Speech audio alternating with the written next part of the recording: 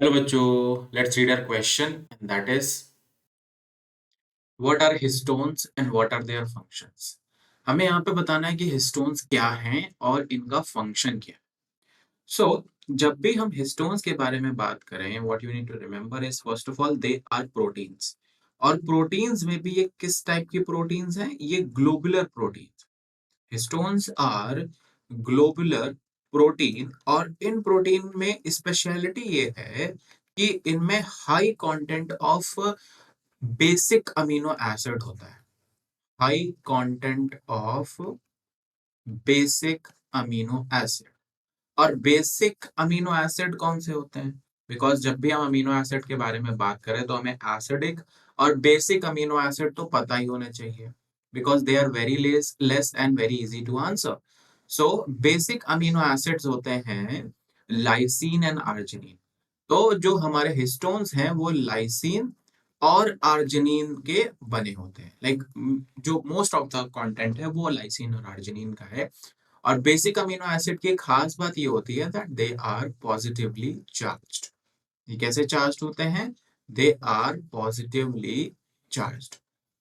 अब अगर हम यहाँ पे फर्दर बात करें कि हिस्टोन्स का रोल कहाँ पर है, तो इसके लिए हमें ये समझना जरूरी है कि ये कैसे इन्वॉल्व होते हैं।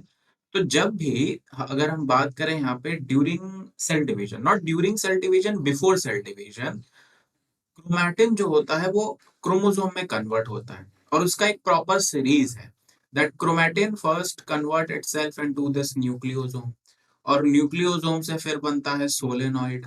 सोलेनॉइड से फाइनली हमारे को क्या मिलता है? क्रोमोसोम मिलता है। ये एक पैटर्न है जो cell before cell division follow करता है क्रोमोसोम बनाने के लिए, as we are talking about here. इसमें हिस्टोन का जो रोल है वो nucleosome. Nucleosome is a characteristic structure जो कि क्रोम डीएनए को वाइंडिंग अप में हेल्प करता है। और न्यूक्लियोसोम में जो है हिस्टोन्स प्रेजेंट होते हैं। या फिर हम कहें कि अगर हम यहाँ पे स्ट्रक्चर के थ्रू बात करें तो let's say that there are these histone proteins. और ये ऑक्टामर होती हैं, हमेशा ध्यान रखना। ये कैसी होंगी? ये ऑक्टामर होंगी, यानी 8 हिस्टोन प्रोटीन्स होंगी। और इनके चारों तरफ डीएनए जो होगा वो वाइंड अप होगा लाइक दिस। कुछ इस तरीके से डीएनए जो है वो वाइंड अप होता है और इस तरीके से आगे बढ़ता है। और फिर एक और हिस्टोन प्रोटीन होती है जो कि यहाँ पर प्रेजेंट होती है लाइक दिस। और यहाँ पे हमारा जो डीएनए है वो वाइंड अप होता है, जैसे मैंने बताया। और ये जो ऑक्टामर है जिसके बारे में हम बात कर रहे हैं, जो न्यूक्लियोसोम में प्रेजेंट है, ये ऑक्टामर 4 अलग अलग हिस्टोन प्रोटीन के टाइप का बना होता है। एंड दैट इज, ये 4 जो टाइप हैं वो हैं H2A, H2B एंड H3H4। सो अगर हम इसको करेक्ट ऑर्डर में लिखें, so there is a dimer of these two. इन दोनों का डाइमर होता है। और इसके बाद जो हमारे पास H3 और H4 होते हैं, ये दो दो के फॉर्म में प्रेजेंट होते हैं। लाइक इसको हम कुछ ऐसे लिख सकते हैं, H3 एंड H4, और ये टू टू के फॉर्म में प्रेजेंट होते हैं और ये बनाते हैं हमारा ये ऑक्टम।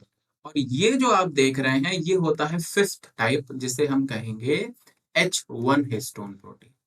ये क्या है? H1 हिस्टोन प्रोटीन है। और ये बनाते हैं हमारा nucleosome, we can say in the or this nucleosome in order to wind up the DNA, जैसा मैंने बताया, क्योंकि इनका फंक्शन ही यही है कि ये पॉजिटिवली चार्ज हैं और जो डीएनए होता है वो निगेटिवली चार्ज होता है। हमेशा ध्यान रखना है कि डीएनए इज नेगेटिवली चार्ज। तो ये जो डीएनए है हमारा, इसका जो नेगेटिव चार्ज है और जो हिस्टोन प्रोटीन का पॉजिटिव चार्ज है, वो क्या करता है? एक न्यूट्रल स्ट्रक्चर बना देता है। और वो न्यूट्रलिटी जो होती है वो हिस्टोन प्रोटीन को डीएनए से बांधे रखती है। तो ये क्या काम करता है कि डीएनए को बेसिकली ट्रांसक्रिप्शन में नहीं जाने देता, क्योंकि अगर ये डीएनए वाइंड अप रहा तो जो भी ट्रांसक्रिप्शन वाली प्रोटीन्स हैं वो यहाँ पे बाइंड नहीं कर पाएंगे, क्योंकि हिस्टोन प्रोटीन ऑलरेडी बाइंडेड है। बट अगर ये जैसे ही ढीला होगा, लूज होगा, तो वो प्रोटीन्स आकर बाइंड करेंगी और इसका क्या होने लगेगा, ट्रांसक्रिप्शन होने लगेगा, जो कि सेल डिवीजन के टाइम पे हमें नहीं चाहिए। हमें सेल डिवीजन के टाइम पे क्रोमोसोम चाहिए, ना कि हमें ट्रांसक्रिप्शन चाहिए। तो ये इसको क्या करती हैं, ऐसा वाइंड अप करती हैं। So positive charge and negative charge are going to attract each other, because of that DNA is going to wind up around the histone. You can always remember the function that DNA wind up around histone proteins, जो कि उसको tightly क्या कह सकते हैं हम, bind करके रखता है, ताकि वो ट्रांसक्रिप्शन में ना जाए। और अगर ट्रांसक्रिप्शन चाहिए होगा तो फिर ये वाइंडिंग अप नहीं होगी, सिंपली ये जो डीएनए है वो जो ट्रांसक्रिप्शन फैक्टर्स होते हैं या जो ट्रांसक्रिप्शन प्रोटीन्स होती है उनके लिए अवेलेबल होता है। So this is your histones and their functions. I hope this will help you. Thank you.